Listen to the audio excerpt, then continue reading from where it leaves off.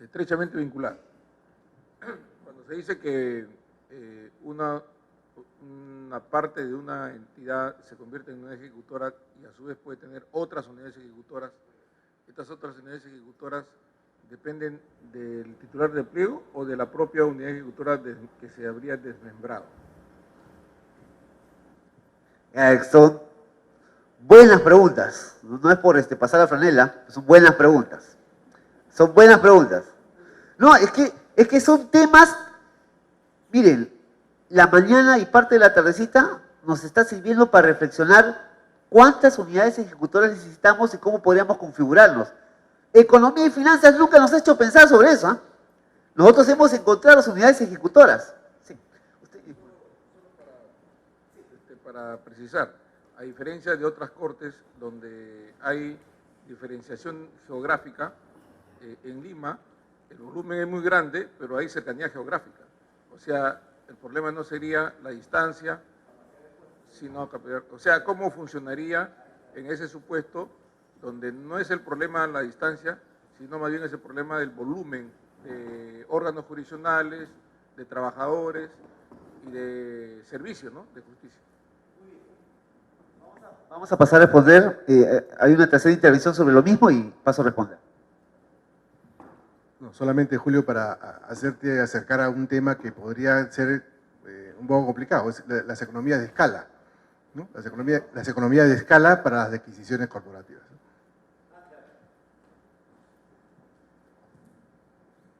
Muy bien, varias cosas y muy interesantes. Primero, la naturaleza de un órgano administrativo es servir de apoyo. ¿Apoyo a quién? Al frente, a los jugadores que meten goles. Si estamos hablando del sistema judicial, del poder judicial, los que meten goles son los juzgados, son las salas. Ellos son los que administran justicia. Los que hacemos gestión administrativa estamos soportando, llevando las municiones, aprovisionándolos.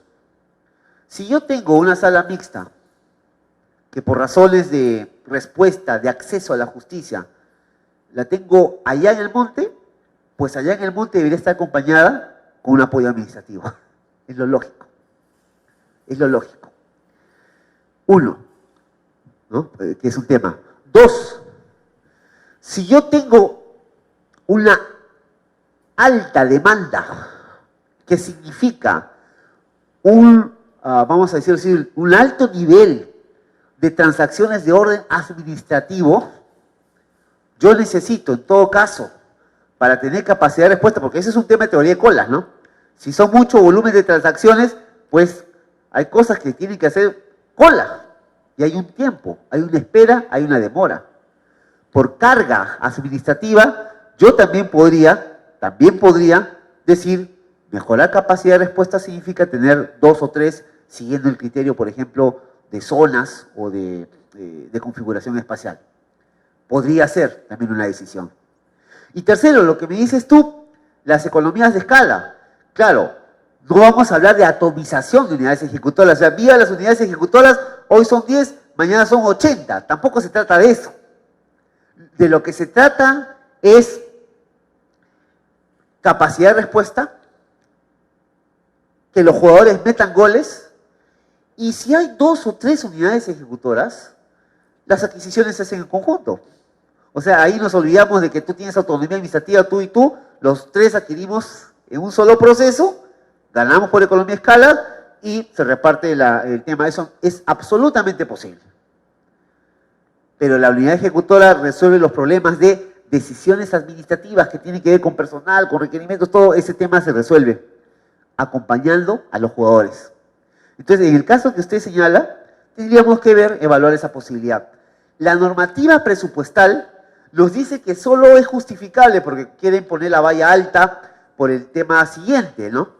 No nos podemos llenar de unidades ejecutoras, porque el MEF y la Dirección General de Tesoro Público se relaciona con las ejecutoras. Entonces, una cosa para el MEF es tener 200 unidades ejecutoras y otra cosa es tener 1800. O sea, se volverían locos lo del MEF. Y su manera de acotar el tema es, solo se justifica la creación de una unidad ejecutora cuando su presupuesto es mayor a 10 millones. Mayor a 10 millones. Si es mayor a 10 millones, habría la posibilidad de crear una unidad ejecutora. ¿Y en qué momento se crea? ¿En qué momento se propone? Al momento que se hace la programación presupuestal. Eso en principio, pero en la práctica el MEF, previa sustentación correspondiente, lo puede hacer también en la ejecución del presupuesto. O sea, hay un trámite que se tiene que hacer, se solicita la creación de una unidad ejecutora, se fundamenta y muy bien puede activarse el código, porque es la creación de un código y parte de la estructura o parte del presupuesto pasa a esa unidad ejecutora. Eso es todo lo que se tiene que hacer. Entonces, regresando un poco al tema, la unidad ejecutora es la que operativiza el presupuesto, es la que lo ejecuta, pero no perdamos de vista que esta es una instancia que integra diversos sistemas administrativos. O sea, no solamente es un tema presupuestal, ya estoy diciendo que es un tema de administración, de personal, de tesorería, de contabilidad, es toda la parte administrativa de apoyo. Y finalmente, tenemos una cosa que se llama componente. Sí, son tres los actores: pliego, unidad ejecutora y componente. El componente, vamos a decirlo así, es un tercer tipo de actor del Sistema Nacional de Presupuesto. Y el componente nos lleva a una instancia de la organización. Es donde se hacen las cosas.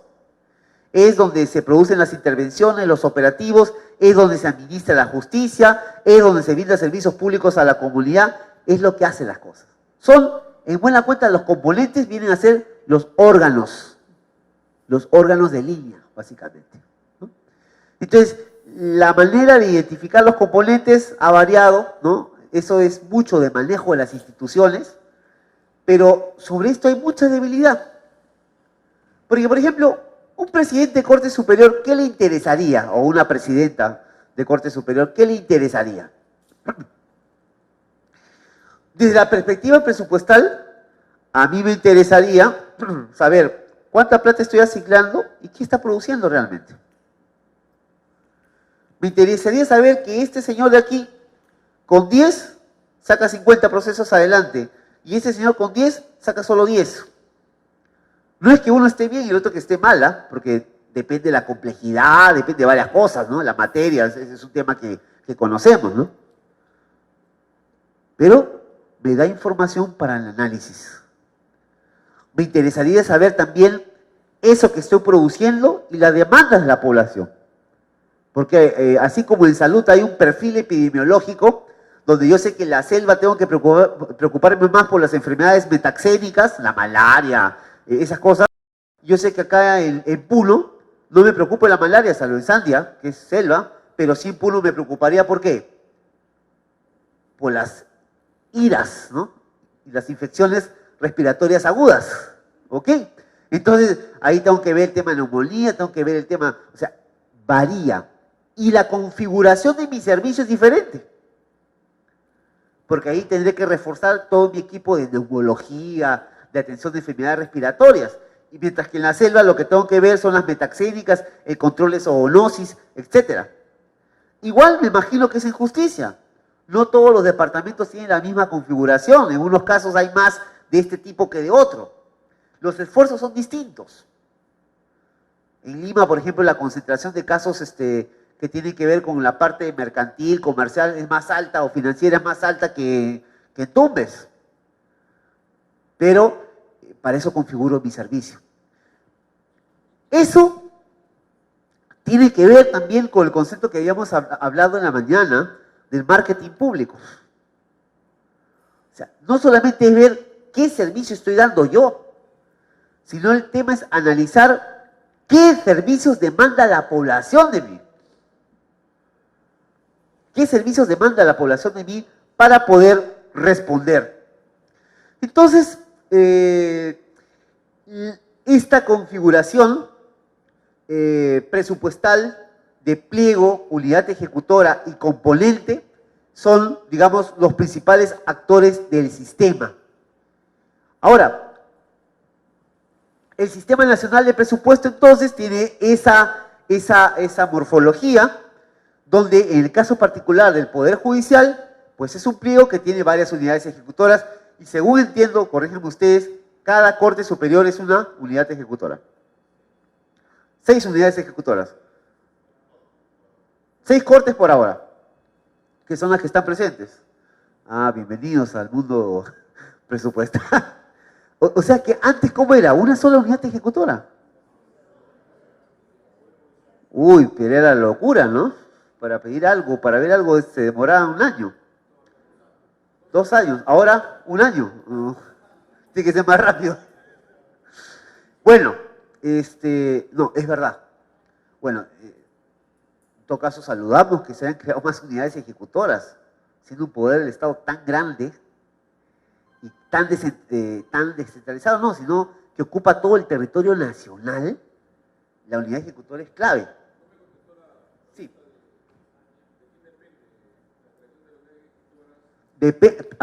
Sí, mil disculpas. Eso depende del titular de pliego.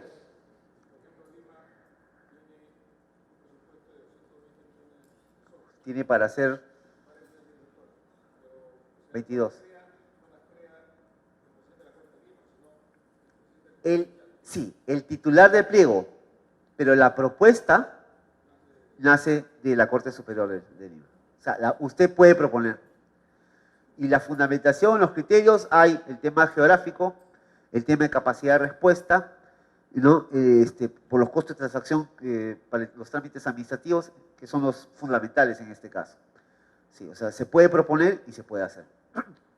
Ahí tendría como para que salgan 4 unidades ejecutoras. Pero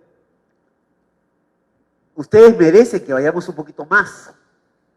Y les voy a contar un caso. No sé si aquí hay un Corte Superior de Puno. No hay. Entonces puedo hablar de Puno. No voy a hablar del tema de justicia. De los departamentos de nuestro querido país, el departamento que más atomizado está en términos de división política, aparte de Ancash, que ocupa el primer lugar, es Puno. En Puno hay 117 distritos. 117 distritos. En Puno, en salud, hay 11 unidades ejecutoras, donde la Dirección Regional de Salud, esto hay que verlo muy bien, la Dirección Regional de Salud es una unidad ejecutora más. Como ustedes saben, el Director Regional de Salud es, digámoslo así, la más alta autoridad en materia de salud en la región. Es el distrito, ¿no? de la región. Pero en materia administrativa es un chancay de 20. Porque eso ha generado, y el MEF ahí no lo ha considerado, pero yo se los digo para que ustedes manejen este tema, lo manejen muy bien. Como cada uno tiene autonomía administrativa, cada uno decide sobre el presupuesto de la unidad ejecutora. Y como el director regional solamente decide sobre su presupuesto, entonces es un par entre las 11. Y cuando el director regional dice, vamos, nuestra prioridad va a ser lucha frontal contra la neumonía en niños de 0 a 5 años, porque en Puno siempre se mueren más de 20 niños cada vez que hay invierno, desde hace 20 años, y no pasa nada, como diría Martínez Morosini, no pasa nada porque el director regional no tiene la capacidad para decirle a la unidad ejecutora 003, priorízame tu programa de nebulizaciones. ¿Por qué? Porque el otro es otra unidad ejecutora y no le hace caso. ¿Y por qué no le hace caso? Porque no existe clara definición entre el nivel ejecutor y el nivel de gestión. Entonces ustedes que están iniciándose en este campo de la unidad ejecutora, tiene que quedar claro que la autonomía administrativa de la unidad ejecutora se supedita al logro o al cumplimiento de las metas de política que establece la Corte Superior. Eso tiene que estar bien claro. Y en aquellas cortes donde sea necesario tener 1, 2, 3, 4 unidades ejecutoras, además de la presidencia, eso tiene que estar mucho más claro todavía. Porque podemos correr el riesgo que la unidad ejecutora A, B, corran por su lado sin que haya un adecuado control para efectos institucionales. Eso es lo que pasa en varias partes del país. Y hay una ventaja de ser nuevecitos en el barrio de las unidades ejecutoras, que nosotros ya podemos extraer lecciones de la experiencia para no volver a cometer los errores. Entonces, un buen candado en esa línea de pensamiento es que el cumplimiento de metas y todo sigue o debe encuadrarse en las políticas establecidas por la Corte Superior para el año. Con eso ponemos el candado bien claro. Cualquier modificación que cambie las prioridades de los objetivos tiene que tener la autorización de la Corte Superior. Y con eso se puede avanzar. Pero de esto, ustedes me preguntarán, no dice nada la normativa presupuestal. No tiene por qué decirla tampoco, porque es un tema de gestión. Pero lo que ocurre es que, como habíamos dicho en la mañana, el modelo burocrático tradicional solo le importa a las partecitas, los compartimentos estancos. Entonces, OCE emitirá las normas que tienen que ver con contratación pública.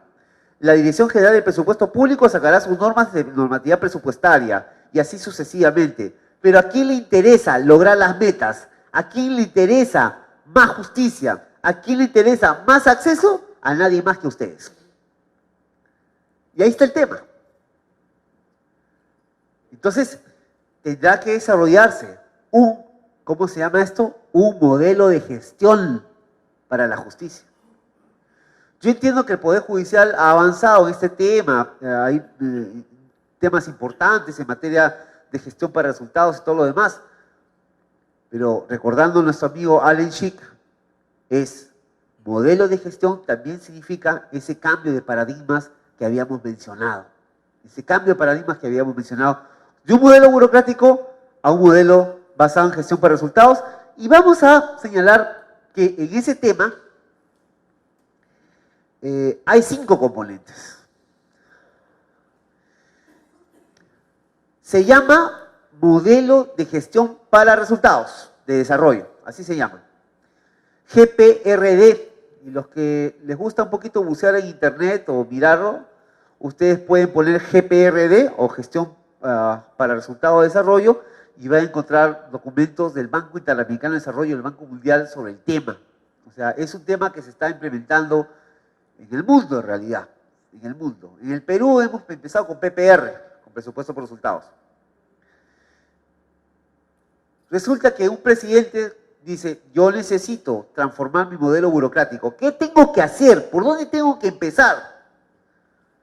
Hay 5 componentes que tiene que desarrollar este presidente. 4 de ellos importantísimos para ustedes, ¿no?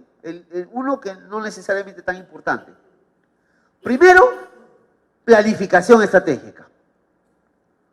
Eso es clave. ¿Cuál es la visión que tiene de la Corte Superior a 5 años?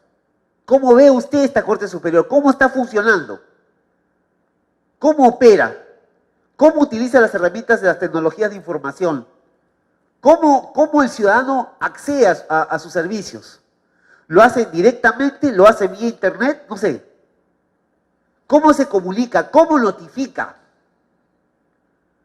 Ese ejercicio, esa visión es importante para que ustedes establezcan las políticas año a año.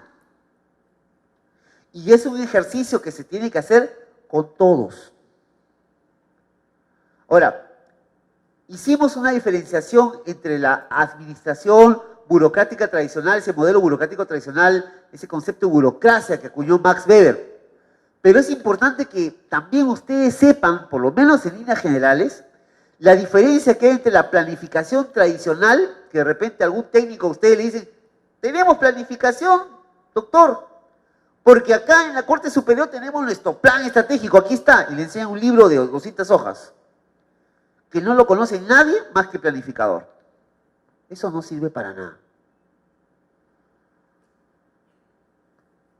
Henry Bisberg, ya lo he citado hasta 2 veces, Henry Bisberg, lastimosamente acá en el Perú no vende mucho sus libros, pero es un autor conocido, hay libros en castellano de él también, lo hay, no acá. Bueno, ustedes viajan también en Argentina, en Colombia pueden encontrar sus libros sobre diseño organizacional, sobre planificación estratégica, que es muy fácil de leer, muy interesante. Mintzberg dice, la visión tiene que estar en el corazón y la mente de la gente de la institución. En el corazón y la mente. No dice tiene que estar en el papel. ¿Qué cosa es la visión? Y acá cito otro autor que es Peter Senge, que también ha trabajado sobre estos temas. Peter Senge. La visión es una comunidad de intereses. ¿Qué cosa es una comunidad de intereses? Significa que la gente se identifique con lograr, con llegar a ella. Yo quiero ver mi Corte Superior, yo quiero ver mi Administración de Justicia así. La gente contenta, la gente que se sienta segura, la gente que sepa que el Poder Judicial va a actuar rápidamente y va a resolver sus problemas. Yo quiero verlo así. Yo quiero verlo que los trámites o los procesos judiciales no demoren más que... Y eso tiene que ser generar un compromiso en los actores de la institución y en la sociedad. Y algunas veces, ¿saben lo que pasa? Que nuestra propia gente, nuestros propios operadores, no están convencidos, ni siquiera conocen cuál es la visión. ¿Y saben por qué es eso? Porque ahí se ha hecho planificación tradicional y por eso quiero permitirme solamente, explicando los 5 componentes del modelo de gestión por resultados, quiero explicarles la diferencia que hay entre la planificación tradicional y la nueva planificación que se está dando en el mundo, o sea, no solamente aquí. La planificación tradicional, lo importante es el documento. Entonces, ¿hay planificación en la Corte Suprema? Sí. ¿Por qué? Porque tienen el Plan Estratégico de Desarrollo Institucional tal, o el Plan Estratégico Institucional, el PEI. Para la nueva planificación, lo importante es el proceso. Vale decir, es el hacer planificación, es el que la anticipación se inserte en la cultura de la organización. Yo me anticipe para el próximo año, enero, febrero, ¿qué tengo que haber sacado ya? Todo lo que son procesos de servicios, de abastecimiento, de suministro, ¿no es cierto? Para que se adjudique, se otorgue la buena pro en enero de ese año, el proceso tengo que haberlo hecho ahora. Porque si no voy a estar enero, febrero y hasta marzo en blanco. No voy a tener papel. ¿Por qué? Porque el proceso recién lo estoy haciendo. La anticipación es un elemento importante. Entonces, la cultura de la planificación es más importante que el documento. Por eso se dice que la nueva planificación es un proceso cultural de cambio de actitud, mientras que la planificación tradicional tiene un sesgo eminentemente administrativo. La planificación tradicional se hace en gabinete, en 4 paredes. La nueva planificación es abierta. ¿Por qué? Porque en la planificación tradicional, que solo participan expertos, los gurús de la planificación, en la nueva planificación a mí me interesa la opinión de todos los actores. Es multi-perspectiva. Me interesa saber qué opina el usuario, el ciudadano que utiliza el servicio de justicia. Me interesa saber qué opinan los empresarios, la policía, el Ministerio Público. Me interesa saber qué opina la cooperación internacional, determinadas organizaciones. Me interesa saber qué opinan mis trabajadores, nuestros jueces, nosotros mismos. ¿Por qué? Porque si este es el fenómeno, si yo lo miro de aquí, es diferente a si lo miro de aquí, o lo miro de acá, o de acá. Todos tienen algo que decir. Y se mira mejor el objeto de estudio. Si nosotros viéramos este salón desde el techo, sería absolutamente distinto a como ustedes lo están viendo en este momento. La perspectiva que yo tengo de la sala es distinta a la perspectiva que ustedes tienen de la sala. Sin embargo, su mirada y mi mirada y la mirada de un tercero describen el mismo fenómeno desde perspectivas distintas, pero nos ayuda a comprenderlo mejor, a mirarlo mejor. Entonces, la planificación tradicional es absolutamente tecnocrática. La moderna planificación tiene que ver con varias perspectivas. La más importante, la del ciudadano. La planificación tradicional es estadística. Es lineal. Entonces, señor magistrado, el año pasado, ¿cuántos expedientes se resolvieron? Si el antepasado, 75, y el año anterior, 50. Ah, ya, va creciendo la resolución de expedientes 25. ¿El próximo año cuánto será? 125. Oiga, esa es la planificación tradicional. Si yo hago un cambio sustancial de procesos de producción con la aplicación del nuevo Código Procesal Penal, con la incorporación de herramientas, ahora se está hablando del tema de tecnología de información aplicada a las notificaciones judiciales, eso va a reducir los tiempos de espera, me va a permitir resolver más. Entonces, la moderna planificación no es una proyección del pasado hacia el futuro. Puede significar también ser extrapolativa. Extrapolativa. O sea, puede significar un cambio sustancial. Yo le explico con un ejemplo muy interesante, ¿no? Una universidad, ¿qué cosa es? Desde el punto de vista tradicional, una universidad tiene, para que exista una universidad, tiene que haber un campus, facultades, ¿no? El decanato, laboratorios, auditorios, salas de estudio, biblioteca. Les pregunto, ¿una universidad puede funcionar sin campus universitario? Por supuesto. Ya en el mundo hay varias universidades virtuales. Aquí en el Perú ya la educación superior no es presencial, hay semipresencial, educación a distancia. Habrá que hacer los controles de calidad respectivos. Pero ya no es lo mismo. Es el lugar que en esta planificación yo me ocupo del destino. ¿Cuál va a ser mi destino? En esta planificación yo me ocupo de mi futuro. El futuro yo lo establezco. Mi futuro yo lo establezco. Yo digo, ¿cómo quiero que sea mi futuro? Así es. Entonces, solo para decirles a ustedes, la diferencia de enfoque responde también al modelo de gestión. Este es el modelo, ya lo explicamos, burocrático tradicional, y esto estamos hablando de la nueva gestión pública. Los dos busquen en internet modelo burocrático tradicional o busquen nueva gestión pública, van a encontrar un montón de estudios sobre ese tema. La pregunta es, ¿y qué tipo de planificación están haciendo ustedes? ¿Dónde están? ¿En la columna izquierda o en la columna derecha? ¿Y por qué es importante planificar? La función básica de la planificación es la anticipación. Entonces, hay dos cosas. Yo puedo ser bombero, este es un casco de bombero, o puedo crear futuro. Ese era el tema. Bombero, todos los años van a tener exactamente los mismos problemas. Planificación, voy avanzando.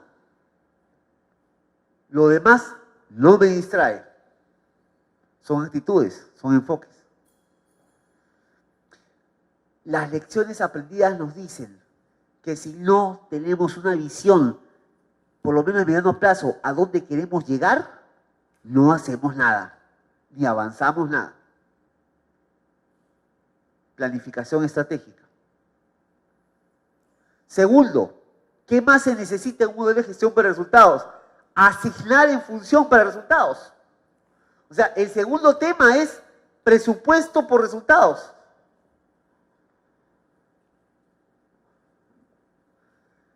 Hasta ahora, el presupuesto había sido un instrumento que me financiaba, productos. ¿Qué significa eso? Me financiaba caso resuelto, me financiaba operativo, me financiaba capacitación, me financiaba entrenamiento. Pongamos el caso de capacitación, ya que estamos en ese tema en este momento. ¿Cuántas capacitaciones puede haber hecho, por ejemplo, el Ministerio de Trabajo en materia de seguridad laboral en el año? Por ejemplo, puede haber hecho 100 capacitaciones. El burócrata tradicional agarra y dice, para el año 2011 yo programé 100 capacitaciones, pero con el mismo presupuesto hice 120 capacitaciones. ¿Y la gente qué va a hacer? Lo va a aplaudir. ¿Por qué? Porque no solamente hizo 100, hizo 120. Recuerda usted que el modelo burocrático tradicional es muy controlista, ¿no? Le gusta contar, le gusta hacer reportes, todo lo pone en reportes, hojas de cálculo. El presidente de la Corte Superior quiere saber cómo va la situación presupuestaria y le traen 20 hojas de cálculo que uno no sabe qué cosa es.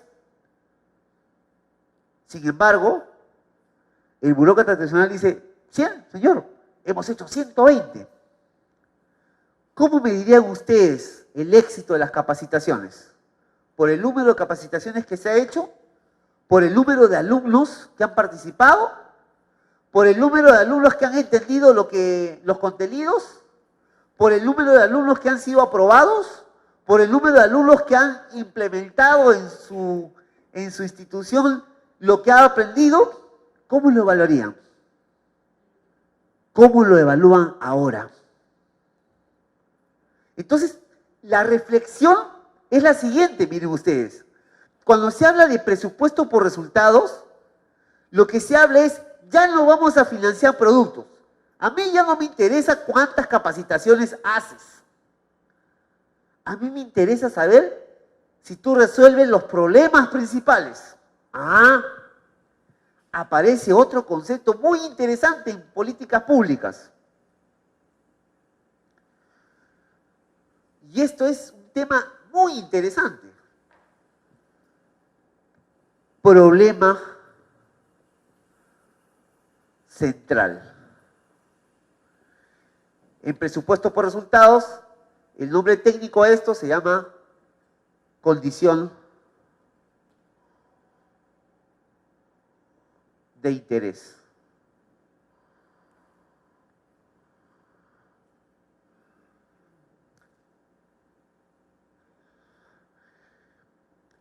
Esto es, vamos a decirlo así, porque el presupuesto por resultados es un poquito complejo, pero es otra manera de hacer las cosas. Lo administrativo, la manera de hacer presupuesto administrativo es, oye, ¿cuánto ha sido tu presupuesto el año pasado? 100. Entonces este año aplicando inflación, que no sé qué, te voy a dar 110. Así es simple. O nos han dado más plata para el Poder Judicial, ya pues un cachito más dame para mí. No sabemos exactamente si ese gasto corriente lo hemos hecho bien o no. Les pongo un ejemplo, ¿ya? Tal vez sea muy menudo, pero quiero dejar claro a qué quiero referirme. Hay un gasto que está considerado en la Directiva de Programación y Formulación como gasto rígido e ineludible. ¿Qué significa? Que sí o sí lo tienen que ustedes poner en el presupuesto. La tarifa de los servicios públicos. Agua, por ejemplo. ¿Cuánto ha gastado la unidad ejecutora tal en agua en el año? Entonces ustedes me van a decir 1.200.000. Más o menos en promedio 100.000 cada mes, que es un montón, ¿no? me invita el presidente de la Corte Superior de Lambayeque, voy para allá, y digo, doctor, un momentito, voy a ir a los servicios higiénicos. Llego a los servicios higiénicos y veo que hay 2 caños que están goteando. Se ha calculado que un caño que gotea, por lo menos usted está pagando 300 soles por ese goteo en el mes. Pero como es un gasto rígido e ineludible, o sea, ya estás acostumbrado a que cada mes gastes 10.000, ni cuenta te das porque eso no te importa. Ya pues son 10.000 lo que tengo que gastar. Pero operativamente tú estás pagando ineficiencias. Pero a nadie le preocupa pues porque esos son los gastos rígidos, ¿no? Los que viene el año pasado. ¿Cuánto cuesta arreglar ese cañito?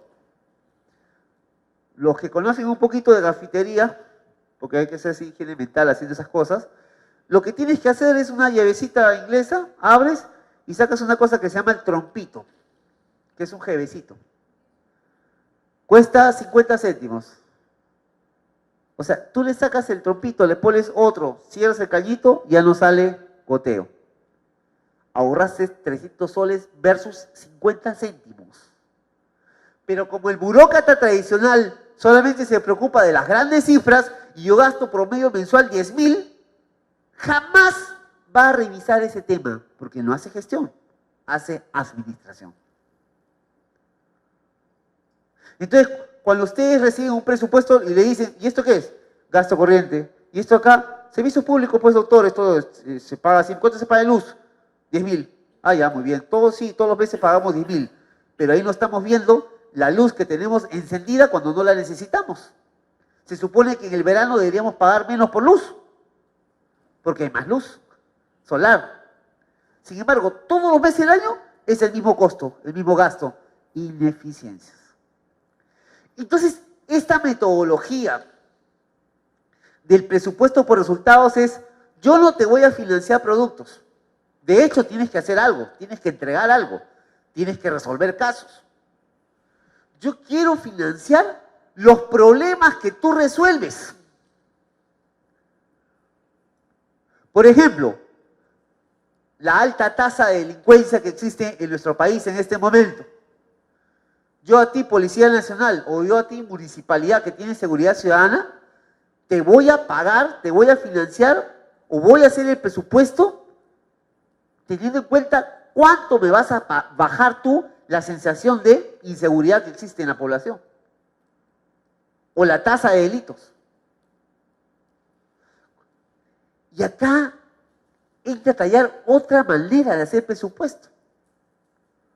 Por ejemplo, vamos a hacer un ejemplo práctico. Una oficina de logística, cualquiera en el Perú. Para hacer su presupuesto para el próximo año no va a decir cuántos procesos de selección va a hacer, no va a decir cuántas cotizaciones tengo que solicitar, nada. Si usáramos la metodología del presupuesto por resultados, me preguntaría, ¿cuáles son los 3 problemas principales que tiene la oficina de logística en este momento? Yo voy a hacer el ejercicio en voz alta. Primero, me demoro en atender requerimientos. Es un problema principal. Todo el mundo se queja de logística. Se demora logística, se demora. Dejémoslo con un problema. Demora en la atención de requerimientos. Pero ¿alguien se ha preguntado si es un verdadero problema? Sí. La gente se queja, hay evidencia que te dice, sí es un problema. Hay una demora. Identificado el problema y verificado que existe, lo otro, el segundo paso, es mirar cuáles son las causas del problema. O sea, no solamente quedarte con el problema. ¿Cuáles son las causas? ¿Por qué se demora logística? Porque yo puedo tener varias explicaciones, ¿no es verdad? Yo puedo decir, logística. Ah, puede ser que logística se demora porque hay una tanda de flojos.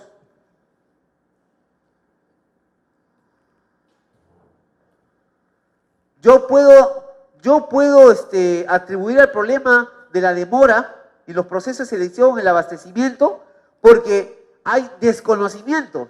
No saben. Puedo, ¿no? Pero también puedo decir que a logística le llegan requerimientos que no tienen ni pies ni cabeza. O sea, los órganos requirientes, que son los órganos de línea, al momento de pedir, oye, dame una computadora. ¿Qué computadora quiere usted? ¿Para qué la quiere? O sea, los requerimientos son tan deficientes que logística no sabe en realidad qué es lo que quiere el órgano. No sabe pedir. También es una causa. Lo otro, si usted me lo pidiera requerimiento en los cuadros de necesidades para hacer el presupuesto, ya tenemos presupuesto aprobado para el 2012. Ese presupuesto, en lo que es gastos, se ha hecho en base a los cuadros de necesidades que se plantearon en mayo, junio de este año.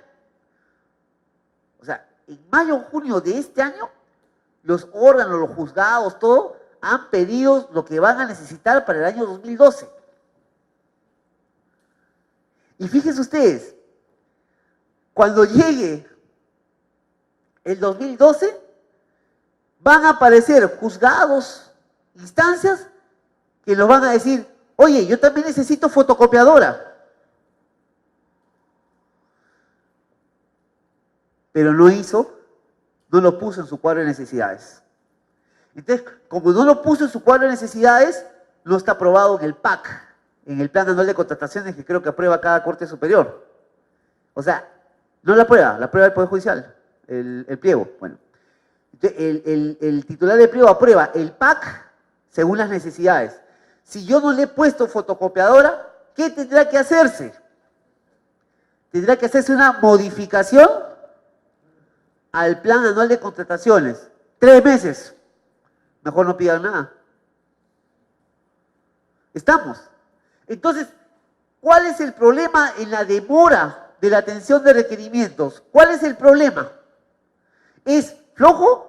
¿Desconocimiento? ¿Requerimientos que se hacen mal formulados? ¿Programación? De repente identificamos que la cosa está por acá. Entonces, en el presupuesto del área, yo me voy a plantear una mejora. ¿Qué mejora voy a hacer? Voy a incrementar o voy a reducir el tiempo de espera. Y para reducir el tiempo de espera, lo que voy a hacer es capacitar, no a los que forman parte de la oficina de logística, sino a quienes, a los usuarios. Cuando llega un curso de contratación del Estado, ¿a quiénes mandan? A los logísticos. ¿A quiénes deberíamos enviar? A los usuarios. A los coordinadores administrativos de las áreas jurisdiccionales. Porque a lo mejor la demora está por ese lado.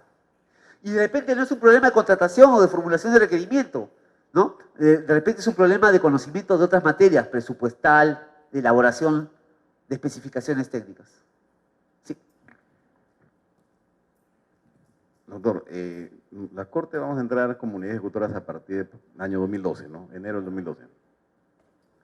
Eso significa que nosotros no hemos elaborado nuestro presupuesto como unidades ejecutoras.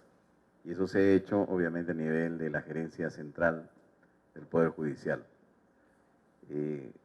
Con ese presupuesto que se nos va a asignar, tengo entendido, a cada corte, tenemos que manejar el tema de la provisión o la solución de nuestras necesidades. ¿Y qué pasaría si ese presupuesto que se nos va a asignar a cada una unidad ejecutora, que hasta, a menos yo desconozco cuánto será para Lambayeque hasta ahora, cómo puedo manejarlo? Si es que me falta. Si es que no se ha previsto una serie de requerimientos quizás que vamos a tener durante el 2012.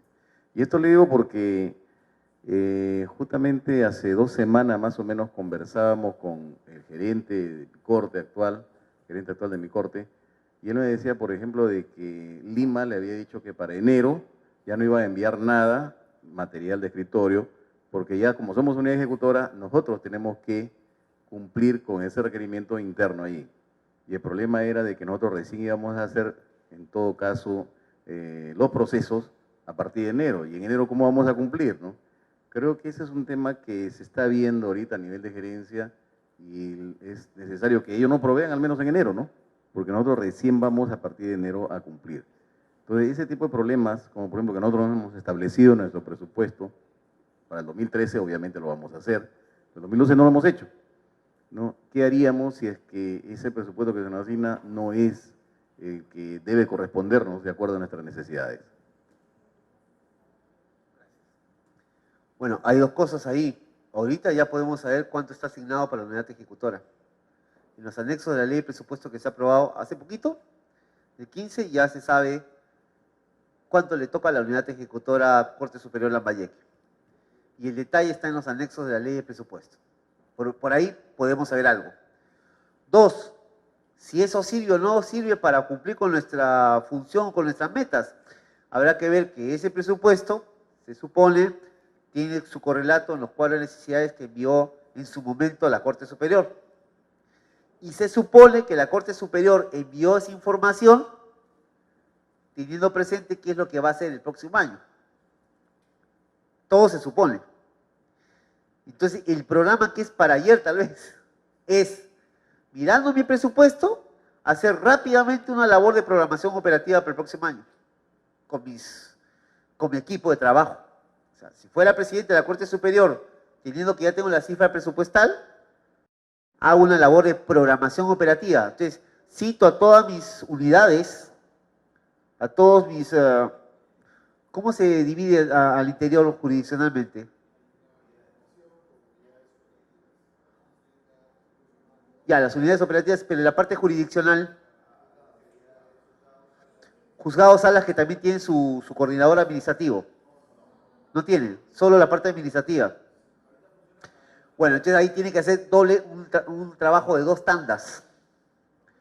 O sea, reunión primero con los administrativos para revisar el tema en términos históricos. O sea, ¿cuánto se gastó? ¿Nos están dando menos o más? Y a la parte jurisdiccional, ¿qué se va a necesitar? Tiene que haber ahí una relación, una correlación entre lo jurisdiccional y lo administrativo. ¿Perdón? Ya, con esos administradores entonces. Oye, administrador, para que funcione estos juzgados o tal cosa, al año, ¿qué quieres? ¿Qué necesitas?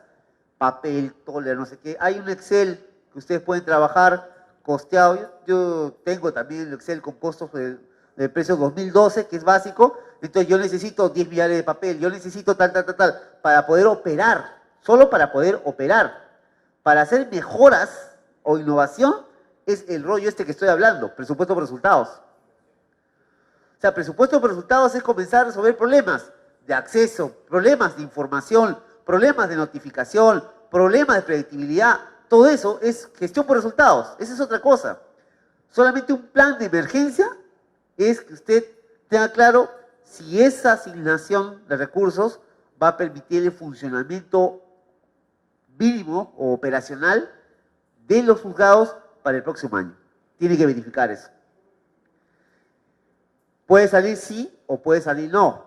Si sale el no va a permitir, entonces ahí tendría que haber un nivel de relación con el titular o el equipo técnico del titular de empleo para efectos de poder mejorar la asignación, en todo caso, o ver qué manera se puede solucionar. De todas maneras hay el tema de economía de escala, ¿no? Pueden reducirse los costos de papel y todo lo demás porque las compras van a ser de carácter corporativo, ¿no? Pero el análisis del terreno lo tienen que hacer ya, para determinar si vamos a quedar chicos o va a estar grande. De hecho, en este ejercicio, como es primer año, debo adivinar que habrá un fondo de contingencia que todavía está en la sede central para poder administrar mejor los probables déficits que pudieran haber presupuestarios en cada una de las cortes superiores, ¿no? Yo entiendo que debe ser así. No lo puedo afirmar, pero puede ser así.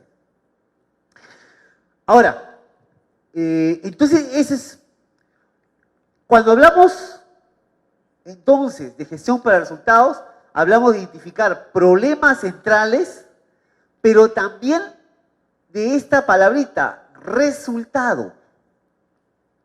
Ustedes van a escuchar hablar mucho de resultados. Y se lo voy a definir un concepto muy sencillo, pero muy importante. ¿Qué es un resultado? Es un cambio en la realidad. Entonces ustedes no se mareen cuando vengan los presupuestíferos y los presupuestólogos a decirles presupuesto por resultados, que la condición de interés y que el marco lógico y el marco tal. Ustedes no se mareen. ¿Qué cosa es resultado?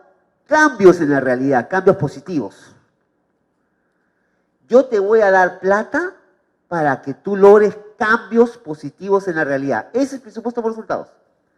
Es una metodología de asignación para la asignación de recursos y que tú logres cambios en la realidad.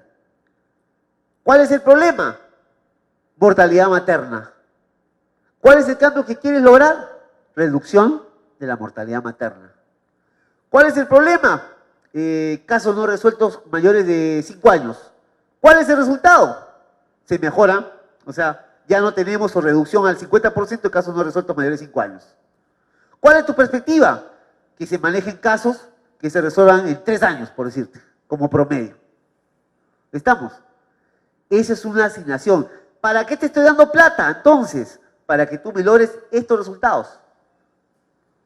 Ya el foco, el interés, ya no es cuántos casos vas a resolver, sino el interés es qué problema vas a resolver. Entonces, ahí habrá que mirar las políticas también que ha establecido el titular del pliego, el presidente de la Corte Suprema, o la presidencia de la Corte Suprema, o la sala en pleno, sobre las políticas que orientan al Poder Judicial. El tema de acceso a la justicia es un tema clave. Más aún, yo sé que el Poder Judicial es independiente, más aún cuando hablamos de inclusión. Entonces, ahí hay metas. Aún en nuestro país hay zonas que todavía no hay un acceso adecuado a la justicia. Puede ser un tema. El tema de la celeridad es otro tema, que va acompañado de tecnologías de información. Para la celeridad, por ejemplo, también hay que hacer un análisis de las causas. ¿Por qué nos demoramos? Mientras que la parte civil o la parte privada, los litigantes, vienen con estudios de abogados, de 30 abogados, nosotros tenemos que asumir todo el tema con el juez y 2 secretarios. Cuando otros tienen toda una parafernalia, ¿cómo podemos hacer? Entonces, cuando hablamos así, estamos hablando de gestión pública. Y tenemos que analizar problemas y sus causas. Ahora, ¿cuál es el kit? Los objetivos tienen que ayudar a desarmar las causas. ¿Cómo se resuelven los problemas? Desactivando las causas. Hay un ejemplo muy sencillito, ¿no? Para que se produzca fuego, entendiendo que fuego es el problema, ¿qué se necesita? 3 elementos. Un elemento combustible, un elemento detonante y el oxígeno. Tienen que concurrir los 3 para que haya fuego. Si yo le quito uno de ellos, le quito oxígeno, no hay fuego. Le quito elemento combustible, no hay fuego. Le quito chispa, no hay fuego. Para resolver un problema, tengo que suprimir la causa del problema. Por eso es que el presupuesto por resultados busca neutralizar, anular o reducir la causa de los problemas. Pero la gran pregunta en materia de gestión pública es que nosotros no sabemos identificar los problemas. O sea, nuestro modelo burocrático tradicional no piensa en solución de problemas centrales. Piensa en cumplir con la función. Cumplir con el MOF, con el ROF y con el POF. ¿No? No piensa resolver problemas. Es un modelo cerrado. Cumplo con la norma, con mi procedimiento y se acabó. Cuando en un modelo de gestión por resultados, yo lo que me tengo que enfocar es en resolver los problemas que tiene el ciudadano. Ese es un tema. Tercer componente de un modelo de gestión por resultados. Y hemos hablado de 2. Planificación estratégica, presupuesto por resultados. El tercer componente es la gestión financiera, la gestión de compras y la auditoría. Gestión financiera, gestión de compras y auditoría. Aquí también hay mucho que hacer. En caso de gestión financiera, para el Poder Judicial no lo es tanto, porque ustedes se financian básicamente por recursos ordinarios, por la fuente 00. No tienen problemas de si van a recibir o no van a recibir, porque finalmente el Tesoro gira todo lo que está en el presupuesto. Pero sí de compras y sí de auditorías. Y cuando nos referimos a auditoría, no nos referimos necesariamente al Sistema Nacional de Control, porque ya hemos dicho que el Sistema Nacional de Control tiene un sesgo burocrático tradicional. Se preocupa que ustedes han cumplido o no han cumplido con la norma, pero no se preocupa si vuestra institución logra los objetivos. A pesar que la Ley Orgánica del Sistema Nacional de Control, la Ley 27785, dice que el control gubernamental tiene dos aspectos. Artículo 6 de la Ley 27785. El control de la legalidad y el control de gestión. Y solo controla legalidad, pero no gestión. Y yo soy testigo, porque llegando a este palacio día en la mañana, recordé que mi primera práctica fue aquí mismo, cuando fue en el 35 Juzgado de Instrucción, así se llamaba antes, en el 4º piso, y practiqué con Hugo Príncipe, que no sé si todavía sigue vocal supremo, en juegos. Yo recuerdo en aquella oportunidad. Y este modelo, quiero decirlo así, este modelo de gestión para resultados que tiene que ver con la gestión, con el tema de auditorías, nos tiene que permitir ir a mejorar el desempeño. Y ahora les pregunto a ustedes, ¿cuál es la herramienta, cuál es el instrumento que me permite saber cómo estoy en términos de gestión? ¿Ustedes cómo saben si están bien o están mal? Porque un amigo me decía, yo sé que estoy bien cuando no tengo problemas.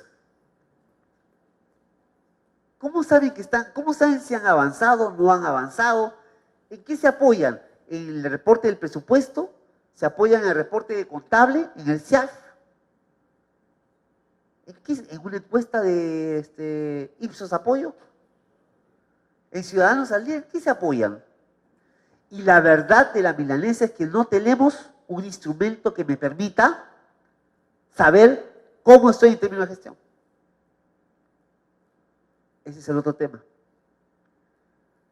El tema de la gestión del desempeño tiene que tener un tema importante. Herramientas. Balance Scorecard. Por ejemplo, ustedes resuelven casos.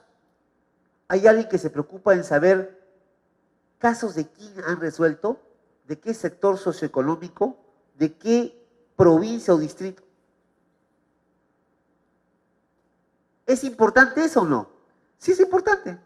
Para saber si tengo cobertura a nivel de todo departamento, qué nivel socioeconómico. ¿Es importante para el Poder Judicial?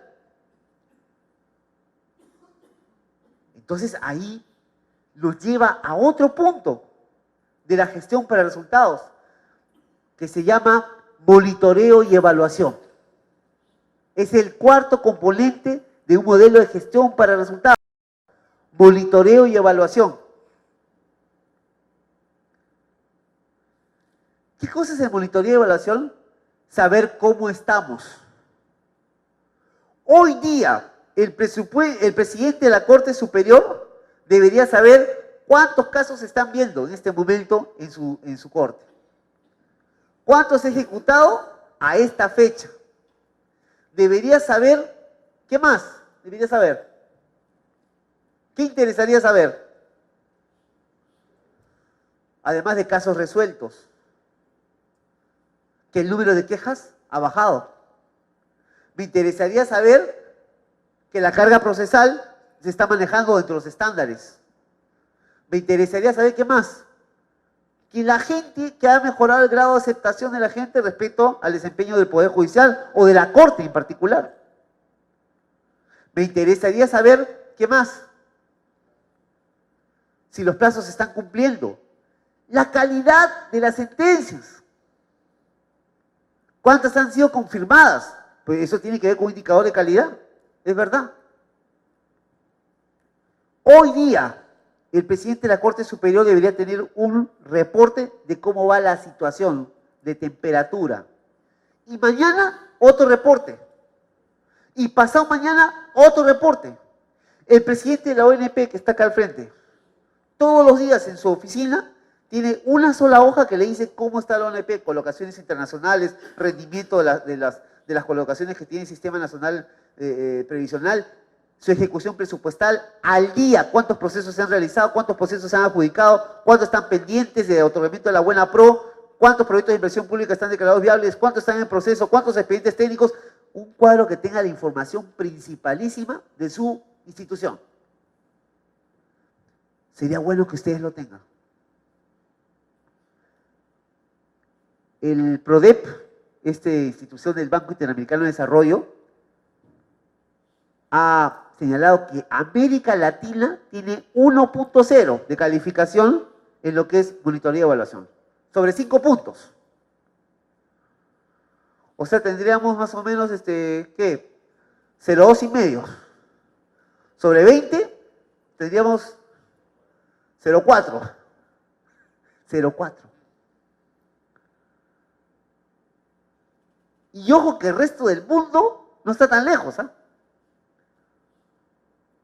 Solo algunos países, Nueva Zelanda, Australia, Canadá, Reino Unido, solo algunos países tienen nota probatoria.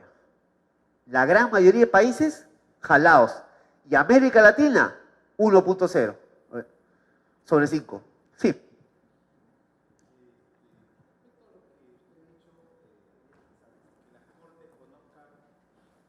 Los temas de producción y hacer un... Perdón, claro, producción, productividad, cómo andamos en plazos, todo, eso lo estamos haciendo en mi corte, ¿no es cierto? Tan es así, mala noticia para mis colegas, que estamos en 25% más para el año pasado, así que me voy a llevar este año el bono de productividad en mi corte. No, me la voy a llevar en más del 50%. No, en la corte nuestra hemos avanzado en un 25% anual este año de producción comparado con el año pasado. Y eso es positivo, nos alienta, ¿no? Y eso es producto precisamente de un compromiso de jueces en los que nos hemos involucrado para hacer un sistema de monitoreo y seguimiento cada 3 meses, ¿no? De la producción, ¿no? Y hacer algunos ajustes. Pero también nos ha preocupado los plazos de duración de un proceso en cada instancia, y estamos haciéndolo, estamos trabajando en ese terreno, ¿no? Pero lo que sí nos ha preocupado sobremanera, particularmente a mí, que he visto cómo ha venido decantándose la labor de las cortes a nivel nacional, es la deficiencia a nivel del aparato administrativo. Hay serias deficiencias, ¿no? En las cortes, y creo que ha habido también algunos, ha habido algunas mejoras a nivel de gerencia general, pero en las cortes particularmente ha habido serios problemas. Serios problemas porque no hemos encontrado en la conducción una administración o un gerente fuerte, un aparato administrativo fuerte, que sepa articular una serie de factores como es el aparato logístico, el aparato de recursos humanos y otros elementos adicionales que conforman ese aparato, ¿no? Y eso ha pasado en la corte de quien habla, ¿no? El producto de ello se han venido cambiando a los administradores sucesivamente, ¿no? Precisamente por las deficiencias que había. Y es que en verdad el administrador se ha rutinarizado en su trabajo, ¿no? Y él cree que con que requerimientos de orden ordinario que se van haciendo un listado y se ponen ahí en el PAC, ¿no es cierto?, no le hizo suficiente. Entonces, y seguramente también los órganos de gobierno no tuvieron el tino de establecer las políticas o lineamientos de gestión, ¿no?, a efecto de que estos sean recogidos en un plan de inversión anual o bianual, porque aquí en la Corte se cambian los órganos de gobierno cada 2 años, ¿no? Y de tal manera que también se refunda las Cortes cada 2 años, ¿no? Y ahí hay un serio problema. Entonces, creo que, retomando algunas cosas que usted ha dicho, sería bueno trabajar el plan estratégico. El Poder Judicial tiene uno que se trabajó hace 3, 4 años, está ahí, Sin embargo, en las Cortes hemos trabajado solamente los planos operativos bianuales, que en buena cuenta es una cuestión formal para requisitos de orden presupuestal y nada más. Sin embargo, que yo sepa hasta la fecha, ninguna Corte en el Perú ha trabajado un plan estratégico, ¿no? Entonces, ahí está el asunto. Yo sí ya he hecho mis previsiones. Este año voy a trabajar el plan estratégico en la Corte de la Libertad, ¿no? Pero creo que es necesario que los administradores y todo el aparato administrativo asuman su papel. A veces los presidentes de Corte hemos tenido que asumir esa chamba que no es la nuestra y que tampoco la conocemos, pero con cierto sentido, con cierto olfato nos hemos guiado de alguna manera, ¿no? Pero creo que ahí está el qué del asunto y es donde se tiene que tomar una serie de previsiones para que uno no pueda colapsar como hemos venido colapsando, ¿no? Si nosotros hacemos un recuento de las 32 Cortes en el Perú, vamos a ver ahí que se han perdido partidas presupuestales importantes y la gerencia general ha tenido que coger esa plata y orientarla a otros pagos. Por ejemplo, terminamos pagando deudas sociales, es decir, le debemos a los jubilados, ¿no es cierto?, a tanto personal como a jueces, cierto, y por ahí se recogían de lo que no gastaban las Cortes, se recogía y ese monto se daba a los jubilados. Bueno, de alguna manera servía, pero en las Cortes hay tantas cosas que hacer, ¿no es cierto? Y es ahí donde hemos visto, repito, una serie de problemas a nivel de la Oficina de Administración Distrital que por ahora me sigue preocupando sobremanera.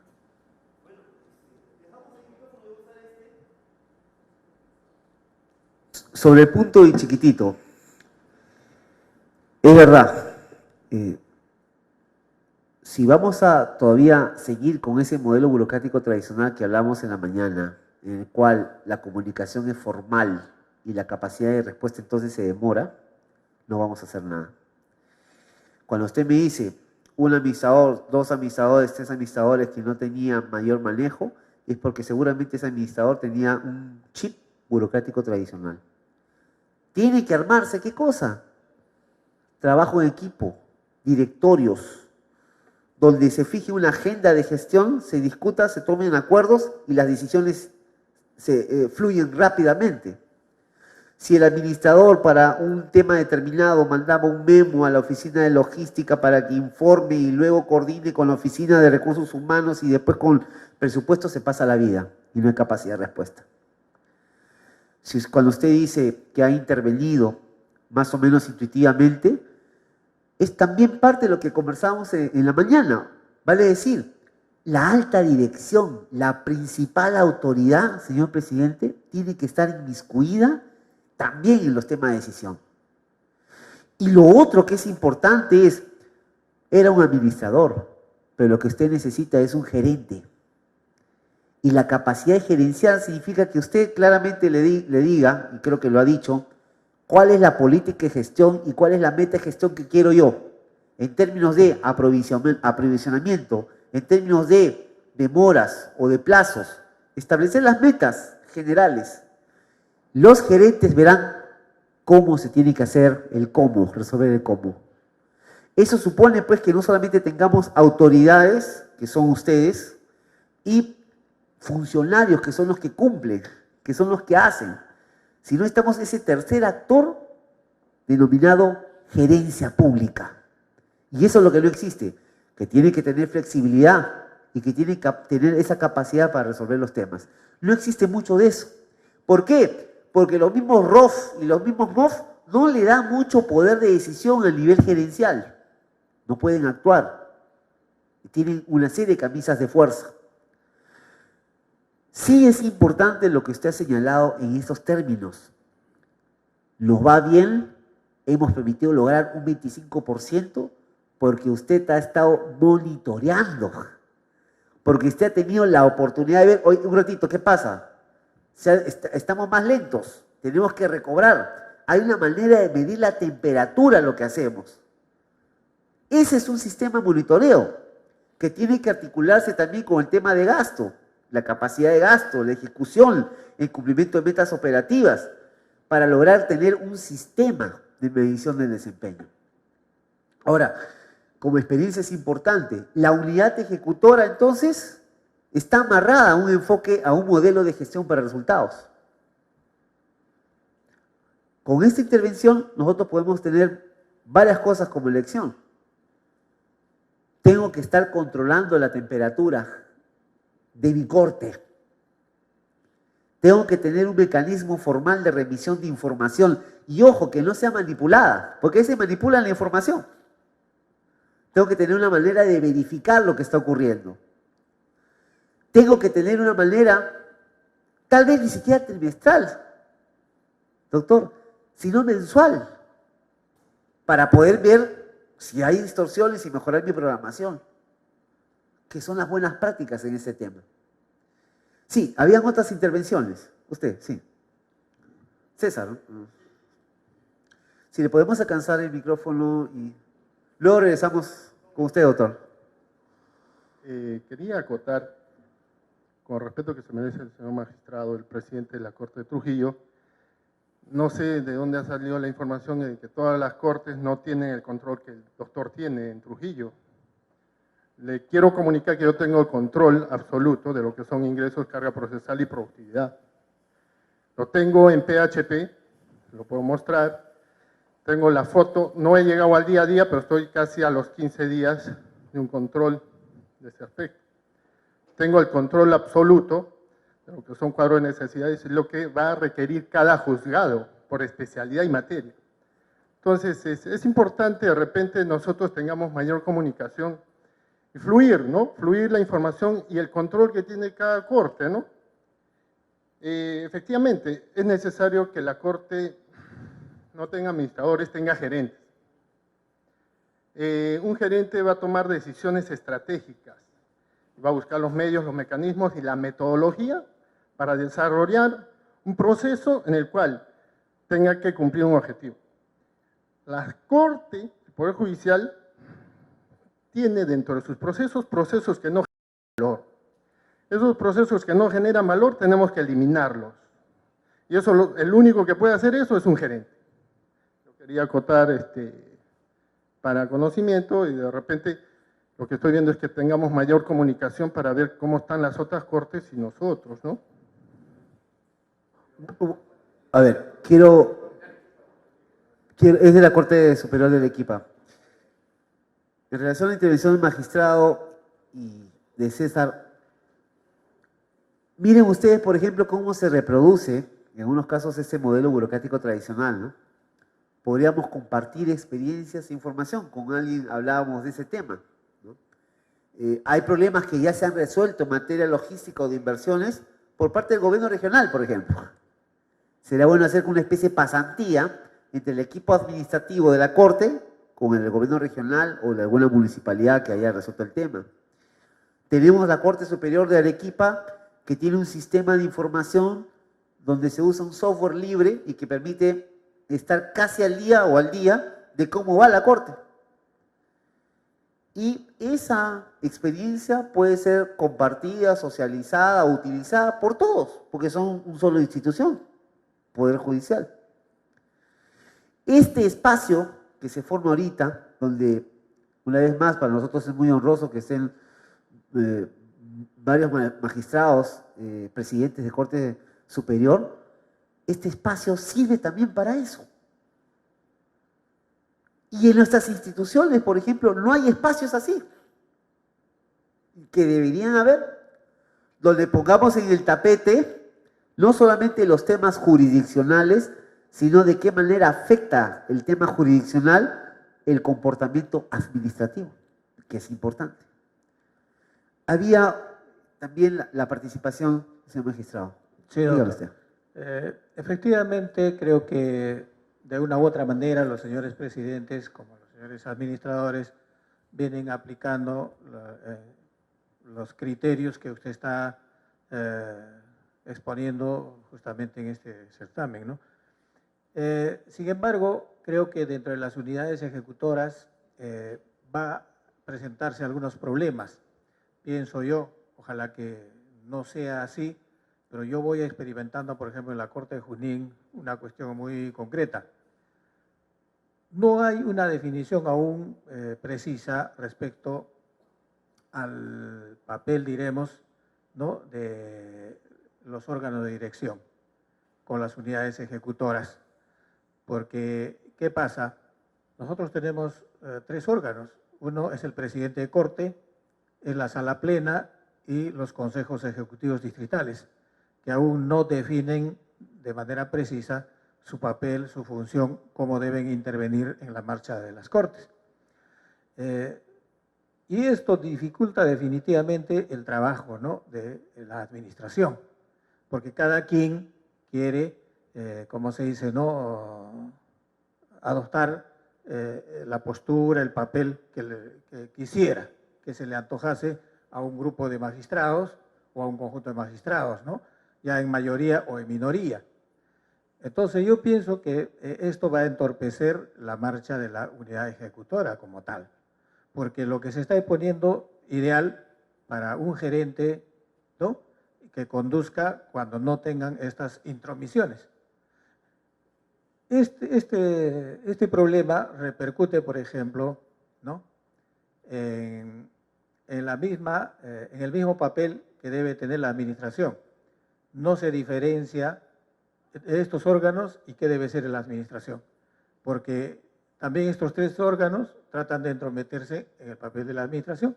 La administración, nosotros personalmente yo lo entiendo en el sentido de que debe fortalecer, debe servir de soporte logístico al quehacer jurisdiccional, pero lo que no se está entendiendo, así.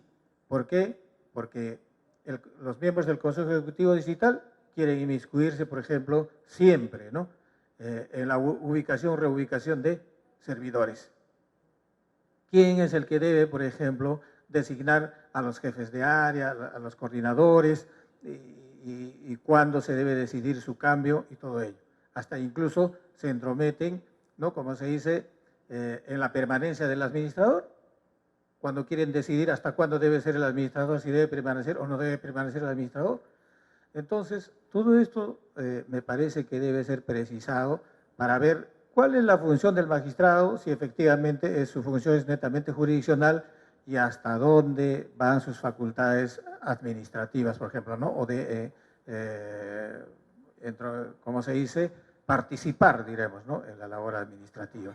Muy bien. Y finalmente, también la pregunta va, ¿qué va a pasar? Por ejemplo, nosotros tenemos megaprocesos en la que deben intervenir unas salas adicionales, un colegiado adicional que nosotros no la tenemos, y no deben hacerlo los magistrados en adición a funciones, sino deben crearse una sala ad hoc o especial.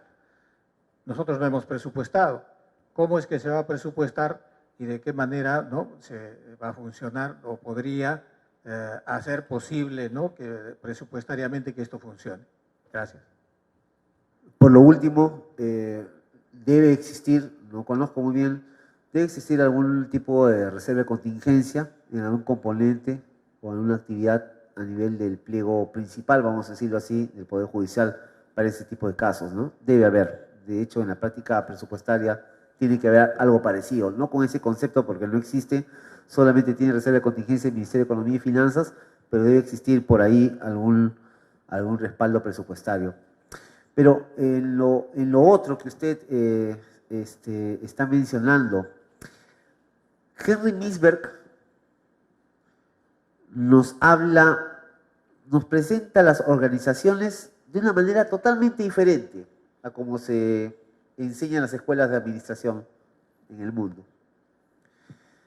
Él nos cuenta que las organizaciones nacen como una necesidad de andar en grupo para lograr un objetivo. Y la organización más básica, que solamente la podemos tener nosotros los seres humanos, aunque hay algunos animalitos que lo hacen, los lobos, por ejemplo, las hormigas, no, es la tribu. La tribu básicamente es una organización de hombres, mujeres, niños que se une para sobrevivir, que fue el primer tipo de organización humana, donde está el jefe de la tribu y están todos los demás. La comunicación entre el líder y la tribu era directa, dice Misberg. Pero cuando la tribu va creciendo y hay más integrantes, el líder ya no puede comunicarse con todos, tiene que hacerlo a través de intermediarios. Entonces surge ese esa estructura en la cual está el líder, hay una organización intermedia, una coordinación intermedia, y están los que hacen las cosas, los cazadores, las recolectoras. Pero cuando este grupo crece más todavía, y en consecuencia los coordinadores crecen, ya el líder no puede comunicarse con todos los coordinadores.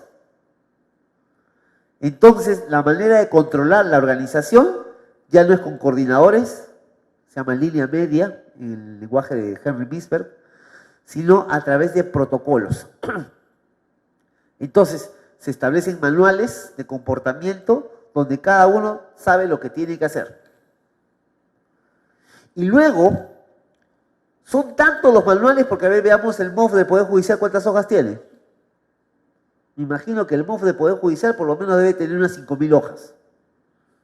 Son tantos los procedimientos, no solamente estoy hablando de orden judicial, sino administrativo, que nadie los va a leer. Y que es pues un monumento al modelo burocrático tradicional, el MOF, porque nadie lo lee, solamente lo lee el auditor cuando quiere sancionar a la parte administrativa. Y entonces tenemos que cuando hay muchos procedimientos, pasamos a otro tipo en la cual nos movemos por contratos de gestión. Entonces, a mí no me interesa cuáles sean tus procedimientos, si lo haces parado, de cabeza, echado, saltito, nada. A mí lo que me interesa es que tú cumplas con las metas, otro modelo de organizarse. Entonces, el líder se comunica con la organización mediante convenios de gestión. Pero luego, si tenemos instituciones grandes, como por ejemplo el Banco Mundial, que tiene convenios de gestión por resultados en varios países del mundo, son tantos los convenios que se vuelve inmanejable también. Y ya no apela a los convenios, ni a los protocolos, ni a los coordinadores, sino apela al perfil. Me interesa que la persona que esté a cargo tenga el perfil adecuado. Los CEOs, los grandes responsables de las grandes empresas en el mundo, tienen un perfil determinado. No me interesa el procedimiento, me interesa quién está ocupando. Ese señor tal, garantía que la cosa se va a hacer. Suficiente. Y yo le pregunto a usted, ¿y cuál? Porque esa es la pregunta que hace Henry Misberg. ¿Y cuál es la organización que sería la más adecuada para nosotros? ¿Aquella de orden tribal? ¿Aquella que se basa en coordinadores? ¿Aquella que se basa en protocolos, procedimientos? ¿O la de convenios de gestión? ¿O la organizada por perfiles? Y Henry Misberg, ¿ustedes qué piensan? De repente alguno diría, no, pues, ¿cómo va a ser la tribal? Esa es en la época de las cavernas. Debería ser la de perfiles, ¿no? Pero en la práctica diaria, nosotros necesitamos coordinadores. Y también necesitamos hacer algún tipo de convenio de gestión por resultados o por cumplimiento de metas. Si tú me cumples 25% más de lo que había pactado, yo te doy algo más, te doy para bienes de capital, qué sé yo. Incentivos. Y para estos temas, para conformar un grupo ad hoc, para ver estos megaprocesos, necesito profesionales de determinada perfil, ¿no es verdad? Y no me interesa el procedimiento, no me interesa la coordinación, no me interesa el MAPRO o el protocolo, me interesa la persona. Entonces la respuesta es lo que más acomode a la institución. Lo que sirva para que tenga capacidad de gestión. Cuando usted claramente señala, bueno, tenemos esta instancia, tenemos el Consejo Distrital y tenemos esta cosa y esta otra cosa y esta otra cosa, yo pregunto porque no conozco. Y también es muy atrevido a hablar sobre lo que uno no conoce. Pregunto, esas instancias les está sirviendo para cumplir con vuestra función y vuestro mandato constitucional? La respuesta solo la tienen ustedes. Pero la organización es la manera mediante la cual, que es una creación humana, nosotros podemos o somos capaces de lograr nuestros objetivos. Ese es el tema. Y la otra reflexión que quería hacer sobre particular es lo siguiente. Usted mencionaba por ahí, no recuerdo ahorita, había un temita que se me acaba de ir la cabeza. No sé si puede recordármelo, porque era el tipo de organización. Bueno, ya se me fue. No recuerdo ahorita, bueno, en fin.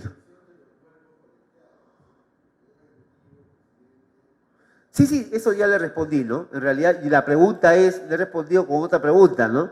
¿Eso está sirviendo para que ustedes cumplan con su función o no? ¿No? Ese es el tema. Ya me acordé. Los 2 años que entiendo se ocupa la presidencia en la Corte Superior. La experiencia internacional nos dice que para demostrar capacidad de gestión, por lo menos tiene que ser 3 años. 3.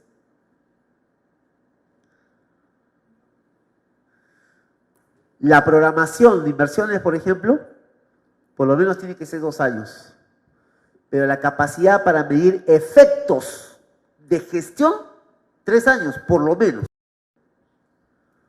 O sea, 2 años es como decir, vamos, despega el avión, va corriendo y justo cuando va a despegar, cambio en el equipo peruano. Foja cero.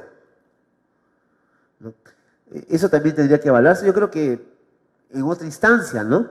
Pero lo digo desde el punto de vista académico y sobre la base del conocimiento científico en materia de gestión pública. 3 años por lo menos, ¿no? Para que se puedan ver resultados. ¿Había otra intervención? Sí, por favor, doctor.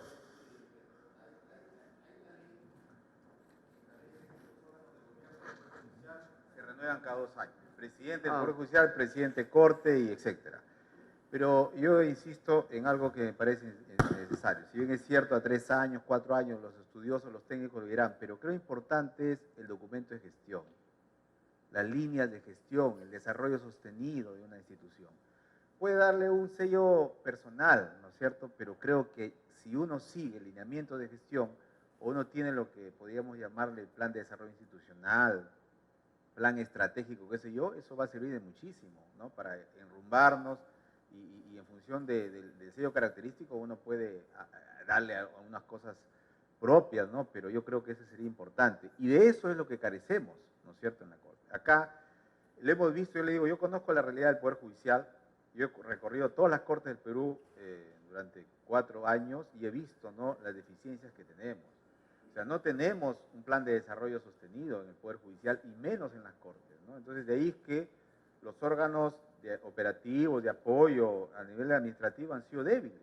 Hoy hay una línea de mejorarlo con profesionales capacitados, creo que hay una alianza con Servir, de ahí que nos estamos nutriendo de alguna manera, eso nos va a permitir, creo, tener con profesionales más técnicos, pero carecemos de documentos de gestión.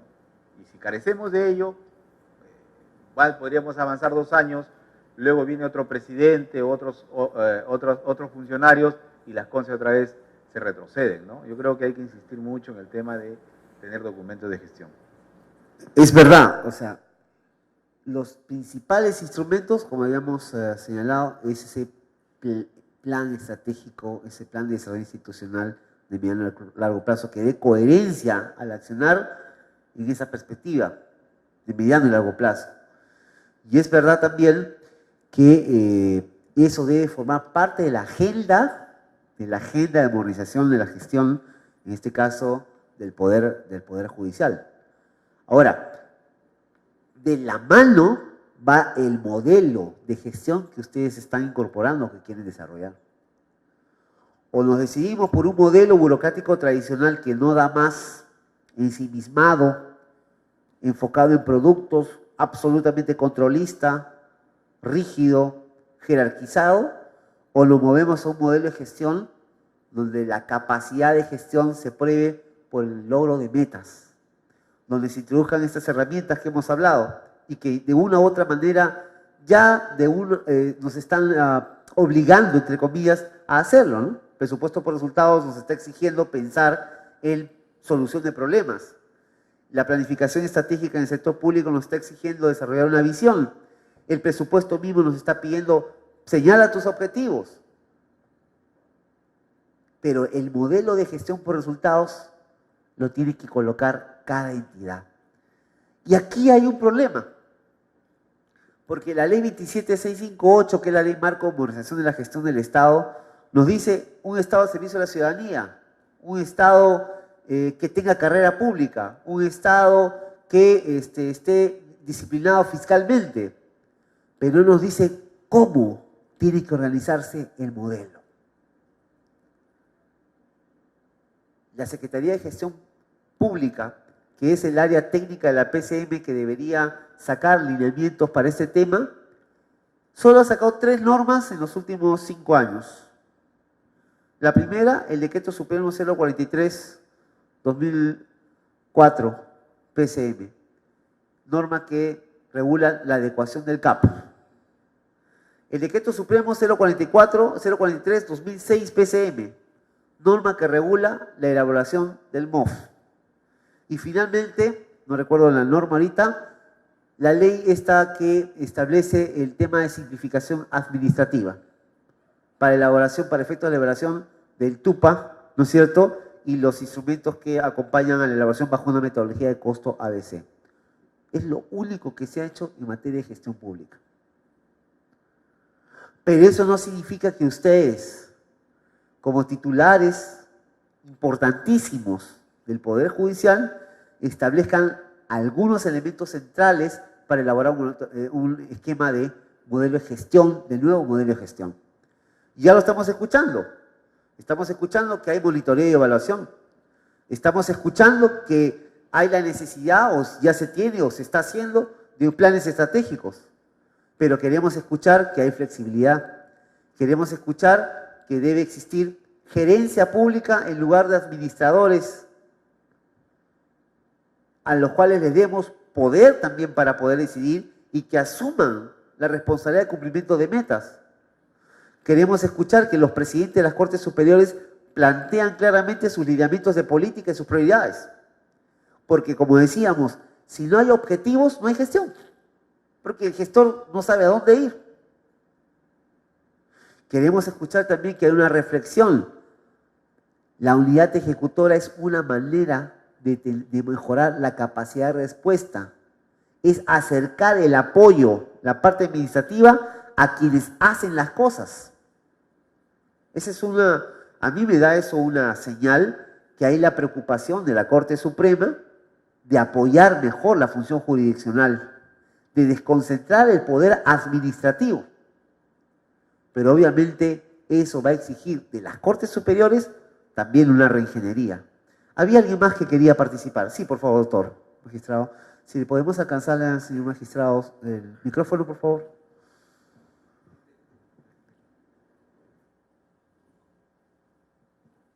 Gracias. Entiendo yo que lo que interesa al Poder Judicial es brindar el servicio de administración de justicia. Y para eso, al inicio de año, siempre se programan metas. Esas metas están evaluadas mensualmente. Y creo que todos los presidentes de Corte, todos sin excepción, tienen esa información, porque vía formatos vamos a conocer a las instancias correspondientes. Y seguramente que en la apertura del año judicial, de aquí unas cuantas semanas, todos vamos a decir que hemos cumplido con 100% de las metas programadas. Pero ahí surge la pregunta, ¿y esos porcentajes se traducen en el cambio de la percepción que tiene la colectividad respecto a la función jurisdiccional? Creo que no, faltan muchas cosas. Eso significa que seguimos pues utilizando esa planificación tradicional. Programamos metas, cumplimos las metas y asunto solucionado. Y muchas veces los presidentes de Corte nos vemos pues en el aire porque este tipo de cursos, por ejemplo, a mi entender es una improvisación. Estamos a 15 días de iniciar el año 2012, vamos a empezar a funcionar como unidad ejecutora, recién se están convocando este tipo de cursos. Personal calificado, creo que la mayoría de Cortes hemos convocado un concurso, no la tenemos, porque los sueldos que se pagan son mínimos, se exige un perfil que de repente muchas personas a nivel de provincias no lo van a cumplir. Personal de las Cortes que van a ser unidad ejecutora han venido a hacer un curso aquí a Lima, no han sido atendidos de la mejor forma como se esperaba. Entonces son problemas que de una u otra forma van a repercutir de repente en un rendimiento negativo. Por otra parte, nosotros cuando solicitamos alguna acción para mejorar el servicio que brindamos, siempre encontramos resistencia a nivel de las instancias pertinentes. Y creo que en este curso también deberían estar presentes el gerente general, miembros del Consejo Ejecutivo, el Poder Judicial, para que de una forma, coordinando acciones, podamos mejorar pues, el servicio que queremos lograr. Bueno, usted ha resumido de manera brillante tal vez el estado actual del arte. Yo quiero rescatar de su intervención 3 temas que son importantes. 1, la percepción del ciudadano. Usted lo ha dicho. Podemos decir que hemos cumplido con A, B, C, pues la pregunta es si nuestro nivel de cumplimiento o de avance significa también que hay un mayor aprecio del ciudadano por lo que hace el Poder Judicial. ¿Es importante para nosotros eso o no es importante? Es importante. En la institución donde yo formo parte, por ejemplo, además de los indicadores de gestión que los tenemos por cada uno de los servicios que se prestan, también encargamos una encuesta para saber la percepción de la gente en relación al alcalde, en relación a la municipalidad y en relación a los servicios. Y hay cosas distintas, ¿ah? Por ejemplo, la aceptación del alcalde puede ser mayor que la aceptación de la municipalidad. Es decir, la aceptación del presidente de la Corte Superior puede ser mayor que la aceptación del Poder Judicial como institución. O sea, puede ser más reconocimiento que el poder, que la institución. Y de repente el servicio de serenazgo tiene más aceptación que el servicio de limpieza pública, porque hay una diferenciación. ¿Para qué me sirve a mí? No me sirve a mí para agarrar al gerente de limpieza pública y sacarle la mugre. La percepción de la ciudadanía me sirve a mí para preguntarme ¿y por qué está baja la percepción o por qué tienen ese concepto de la institución? Entonces, ahí vamos a comenzar a identificar lo que le preocupa a la gente. Demora. Lo que le preocupa a la gente, que existe algún grado de imprecisión, tiene un nombrecito técnico, ¿no es cierto? No se sabe, de predictibilidad. Puede preocuparle también a la gente un tema de información. Y esa información del ciudadano me permite a mí también hacer mejoras. Miren ustedes, las instituciones que tienen más aprobación y aceptación en el Perú son aquellas que lo único que han hecho es mejorar su sistema de información, de comunicación. La comunicación es clave. ¿Cómo se comunica usted con sus usuarios, con sus ciudadanos, con los ciudadanos que acceden al servicio de justicia? ¿Solo con las notificaciones? ¿Por qué no usamos la página web u otros mecanismos para informar sobre el estado de las causas? Eso aprecia el ciudadano, fíjese usted. Eso no está en el plan operativo, pero eso aprecia el ciudadano. Lo otro también es un tema de anticipación, es verdad. O sea, si yo sé que el próximo año sale adelante el tema de las unidades ejecutoras, ya debo estar entrenándome. Yo creo que este evento es parte de ese proceso, de ese esfuerzo. Obviamente puede hacerse con mayor anticipación, puede reforzarse en el curso de ejecución, pero es importante que ustedes desarrollen capacidades. Una unidad ejecutora también significa que ustedes van a asumir la responsabilidad. Tenemos un módulo para eso. La responsabilidad por la actuación administrativa. Y ahí sería importante señalar que una cosa es ser presidente de la Corte Superior y otra cosa es ser responsable de la unidad ejecutora. Porque la pregunta y lo que hemos expuesto hoy día es que no necesariamente el presidente de la Corte Superior tiene que ser responsable de la unidad ejecutora. Eso es lo que hemos dicho hoy día en otras palabras. Claro, no necesariamente, pero siempre será responsable de la gestión. O sea, la Corte Superior es una unidad gestora, ¿no? Si lo hablamos en otros términos. Muy bien, había otra intervención. No recuerdo quién era. ¿Todo está bien? Ya, muy bien. Yo creo que me he pasado el tema de break, ¿no? Pero propongo algo, ya como hemos hecho una especie de horario corrido, podríamos estar terminando a las, porque son 5:20, 5:30, terminamos, vamos al break y ahí ya calabaza, calabaza. ¿Puede ser? Porque si no sería un poquito absurdo regresar por un tema. Entonces, 5 minutos para rematar en el tema. 5 minutos para rematar en el tema. Hoy hemos visto 2 módulos en el cual vemos qué cosa es la unidad ejecutora y el cual hemos analizado un poquito el modelo de gestión a propósito que tenemos que impulsar a propósito de la unidad ejecutora. Lecciones. ¿Qué conclusiones podemos tener de hoy día? Que es lo más importante. La unidad ejecutora es una manera de mejorar mi capacidad de respuesta como institución. Ese es lo primero. Significa acercar las decisiones administrativas a los órganos jurisdiccionales, en este caso a las Cortes Superiores. Que la Corte Superior no tenga que estar yendo a Lima, no tenga que estar interactuando con una unidad administrativa de Lima, sino que tenga su propia unidad de actuación administrativa. La tenga más cerca. Pero ojo, juntos pero no revueltos también, ¿eh? Significa que esa unidad ejecutora, una gran decisión, ¿vamos a reproducir las taras del modelo burocrático tradicional o vamos a aprovechar eso que viene, ese órgano desconcentrado que aparece en nuestra institución para, digamos, manejarlo bajo el enfoque de un modelo de gestión orientado a resultados? ¿Qué es lo que queremos? ¿Reproducir la burocracia tradicional o aprovechar esa oportunidad que tenemos de tener una unidad ejecutora al lado? En esa línea, la palabra integración organizativa, repito, no es un invento mío por si acaso, esto lo plantea el Banco Interamericano y el Banco Mundial. La palabra integración organizativa es clave.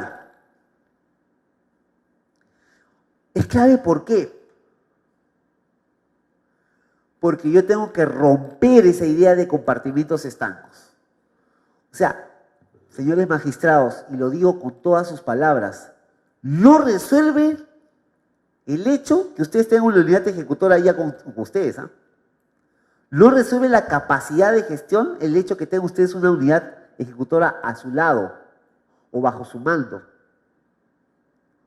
Si es que ustedes no resuelven las causas de un modelo burocrático. Recomendación, equipo de gestión. Lunes, 7 de la mañana, todo el equipo de gestión para ver la agenda de la semana. Los problemas de gestión que existen. Señor, ¿usted por qué no tiene los requerimientos al día? No me han enviado los cuadros de necesidades. Señor, los órganos en línea no informan a tiempo. Muy bien, ¿qué me dicen los jueces? ¿Por qué no han enviado los despachos de información? No, que tenemos la carga procesal, es que no sabemos cómo hacerlo. ¿Qué hacemos, administrador? Ya, vamos a enviar un equipo de técnicos administrativos a los juzgados para que hagan la tarea con los auxiliares jurisdiccionales. Muy bien. Decisión. ¿Cuándo se va a hacer? Miércoles a las 13 a las 18 horas. Muy bien, se hace. ¿Se acuerda? A la siguiente reunión, ¿cumplió? ¿No cumplió? Estamos. Nos evitamos memorandos, papeleos, todo, porque, ojito, ojito, tener una unidad ejecutora al lado de la Corte Superior va a significar que cuando haya problemas administrativos le va a llegar directo a la vela al presidente de la Corte Superior. Entonces hay que tener una instancia de desfogue y de coordinación. Eso, por favor, porque también es un efecto de la unidad ejecutora. Anticipación, palabra clave. Ahora mismo, de acuerdo a la normativa presupuestaria, ustedes tienen que hacer la mensualización. ¿Qué significa la mensualización? Dado que se les ha aprobado a ustedes un presupuesto institucional, el MEF lo que quiere saber es cómo van a gastar el presupuesto en todo el año, en cada mes.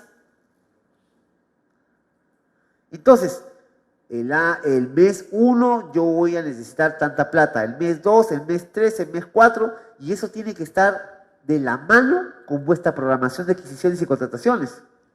Si yo voy a hacer una licitación o un concurso público o una adjudicación directa pública, ¿no es cierto? Yo sé que más o menos 45 días, qué sé yo, marzo, abril, voy a estar otorgando buena pro y ahí necesito la plata para atender eso.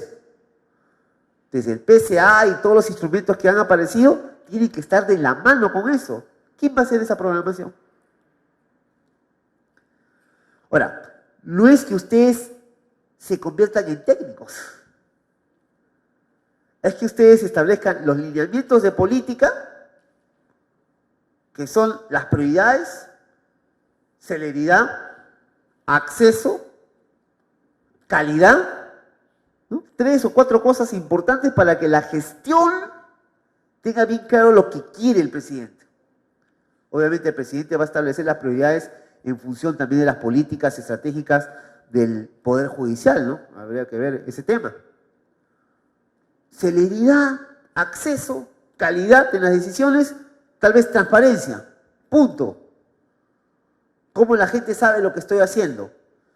Muchas veces la gente dice, Poder Judicial se demora. Oye, no sé, ustedes no saben lo que es la carga procesal que tenemos. Un juez y 2 auxiliares, qué sé yo, se encargan de ver 800 casos. Si la gente no sabe, va a decir cualquier cosa. ¿Cuál es el mecanismo de comunicación que tienen ustedes con la gente? También hay que verlo. Ahora, este modelo es un tema que ustedes tienen que desarrollar. Y ya estamos haciendo tareas para la casa. A propósito de la unidad ejecutora, ante la pregunta que se nos hizo es, ustedes ya saben su presupuesto para el próximo año. Está en los anexos de la ley de presupuesto. De inmediato, ¿cuál va a ser su equipo técnico, no? No se debe tener un aparato administrativo. Con su equipo técnico hacer un proceso de revisión de la asignación aprobada y ver si eso nos va a dar para todo el año o no. Porque eso también significa una especie de entrega de cargo, ¿no? Porque si antes era una sola unidad ejecutora y ahora se ha abierto en 6 unidades ejecutoras, pues acá tiene que haber un proceso de transferencia, no sé si eso está previsto. Porque patrimonialmente y todo lo demás, ¿cómo se va a manejar? El acervo documentario, ¿cómo se va a manejar? Los saldos de balance, ¿cómo se van a manejar? El proceso de cierre y conciliación, ¿cómo se va a manejar? Sí, todas esas cosas son las que van a venir. ¿Qué estamos haciendo para eso?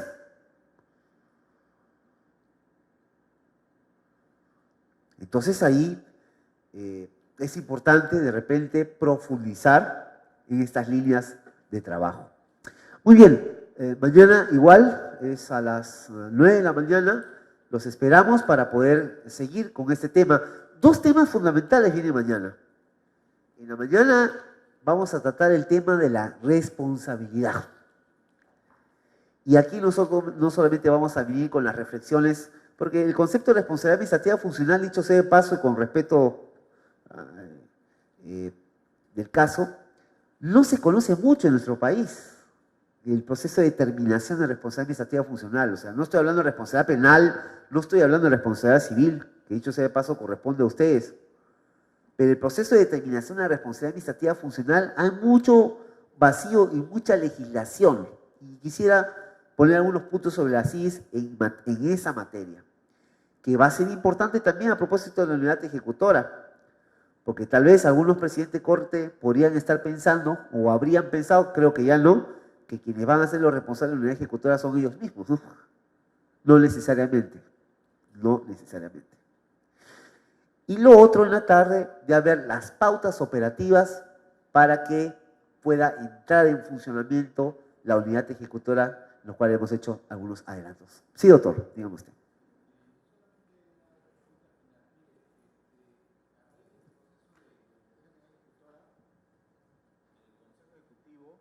Ha planteado una nueva estructura administrativa distrital, ¿no? Entonces, bueno, si nosotros vemos pues la estructura de oficina de administración distrital de las Cortes, se va a encontrar con una heterogeneidad, ¿no? Pero en La Libertad, nosotros este año reestructuramos la oficina de administración distrital en función de las gerencias que existen en el Poder Judicial. Y así nosotros estructuramos 5 áreas, ¿no?, definidas. Sin embargo, hace unos meses atrás, el Consejo Ejecutivo ha definido ya una nueva estructura de la oficina de administración distrital. Y entonces tenemos 3 grandes áreas, una de administración y finanzas, la otra es planeamiento y desarrollo, y la tercera es servicios judiciales. Sin embargo, me preocupa y me gustaría apelar a su opinión especializada, que la oficina de administración y finanzas, además de ver el tema de tesorería, logística y tantas cosas, también está concentrando el área de personal, el área de infraestructura, el área de informática y el área de seguridad. Entonces yo no veo ahí, ¿qué tiene que ver seguridad, informática, recursos humanos en una área de administración y finanzas? Si bien hay lineamientos de trabajo ahí, pero yo no le entiendo ahí, ¿no? ¿Qué opinión le merece esa? ¿O es que podríamos trabajar como tenemos ahora, 5 áreas definidas, una de recursos humanos, porque el tema de recursos humanos creo que es un tema bien complejo y necesita de políticas necesarias, claras, y creo que una cabeza, digamos, como área, como jefe de área ahí, ¿no? Estimado doctor, la complejidad define la especialidad. Te lo puedo decir así. Y eso es un tema de diseño organizacional.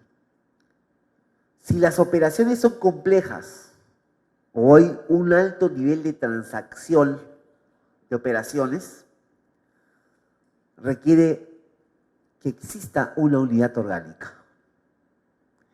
Si, por ejemplo, el manejo del personal de la Corte es alto, son muchas personas que dependen, se justifica que exista por lo menos una unidad de personal.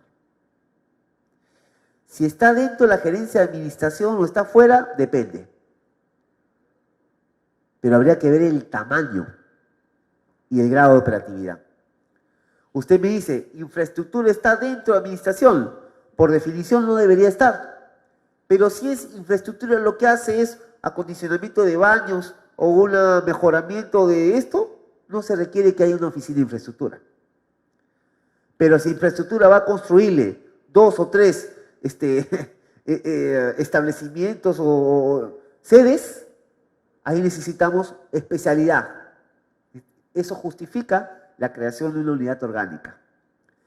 Con esto le quiero decir lo siguiente, no hay receta para todas las enfermedades. La misma receta no lo es. Depende del estado del arte en cada una de las Cortes Superiores. Por ejemplo, en el Ministerio de Salud hay una Dirección General de Recursos Humanos. En el Ministerio de Economía y Finanzas, Recursos Humanos es una oficinita de la OGA. ¿Por qué en Salud hay una Dirección General y en el MEF solamente es una oficinita? Porque Salud tiene como 5.000 trabajadores profesionales de salud y el Ministerio de Economía y Finanzas tiene 400.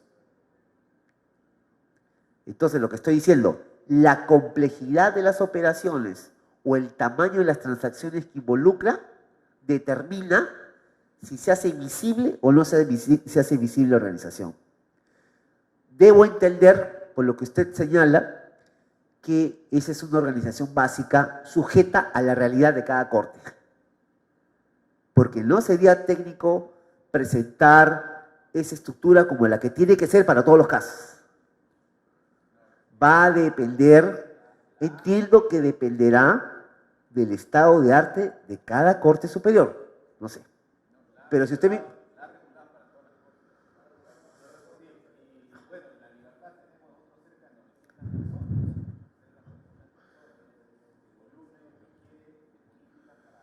Sí, porque si no se va a diluir. Mire usted, hay otro tema y yo creo que estamos hablando técnicamente, yo no quiero criticar o no, me están pidiendo una opinión y es la opinión la que estoy dando, ¿no?